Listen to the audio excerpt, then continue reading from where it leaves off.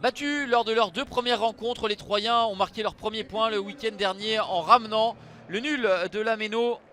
Mais sur la prestation d'ensemble, les hommes de Laurent Batles méritaient peut-être mieux et vont essayer de malmener une équipe monégasque qui connaît un début de championnat en deçà de ses ambitions.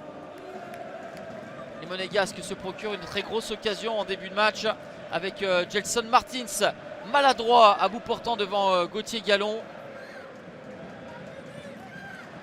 Monaco qui a du mal en début de championnat. L'une des explications sans doute la quête de la qualification en Ligue des Champions qui a beaucoup occupé la tête et les jambes des Monégasques et qui malheureusement ont échoué au stade des barrages face au Shakhtar Donetsk dans la semaine.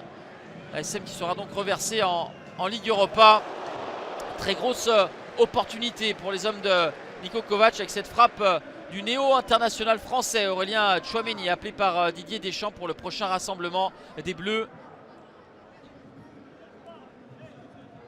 Ça touche l'équerre de Gauthier Gallon. Des Monégasques plutôt dominateurs face à une équipe de 3 qui n'est pas très juste techniquement, perd des ballons dangereux. La passe de Wissam Ben Yedder pour Sofiane Diop permet l'ouverture du score de l'ASM à la 40e minute.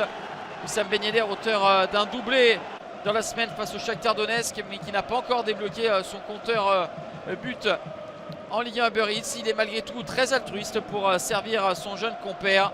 C'est une ouverture du score logique pour les Monégasques. 1-0, c'est le score à la pause pour l'ASM.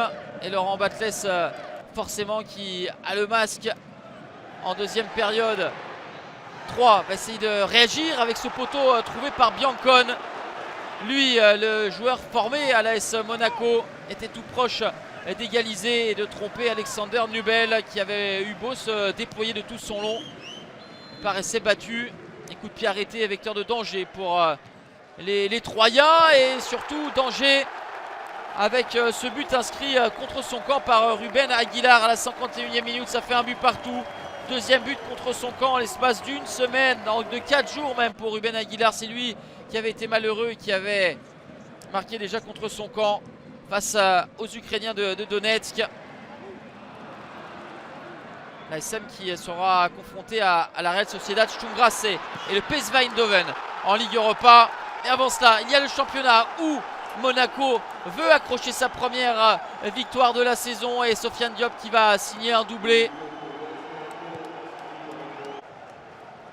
Jeune joueur de 21 ans qui avait inscrit 7 buts la saison dernière et très lucide pour remporter son duel face à Gauthier Gallon. La récupération de balles et la projection. Voilà comment les Troyens se sont fait piéger alors qu'ils étaient revenus dans la partie. Fofana a giclé au bon moment et a pu délivrer une très bonne passe décisive. Nouvelle erreur de la défense troyenne avec Ben Yedder qui tergiverse. Gauthier Gallon retarde et ensuite s'impose devant Sofiane Diop. On en reste à 2-1. À Ben Yedder, d'habitude, ce sont des genres d'occasions qu'il transforme avec beaucoup d'aisance. Et Kovac pas forcément rassuré, même si ces hommes ne sont plus mis en danger depuis plusieurs minutes. Il reste toujours perméable avec cette inspiration de Mama Baldé, le Bissau-Guinéen qui avait lobé Alexander Nubel, sauvé par son montant.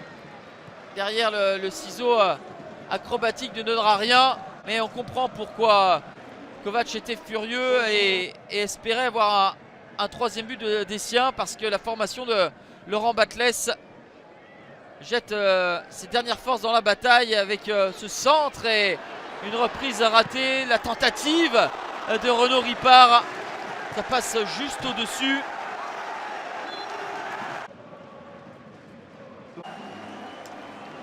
Deux buts à un, score final. Monaco accroche son premier succès de la saison aux dépens d'une équipe de 3 qui n'a rien lâché mais qui s'incline de nouveau.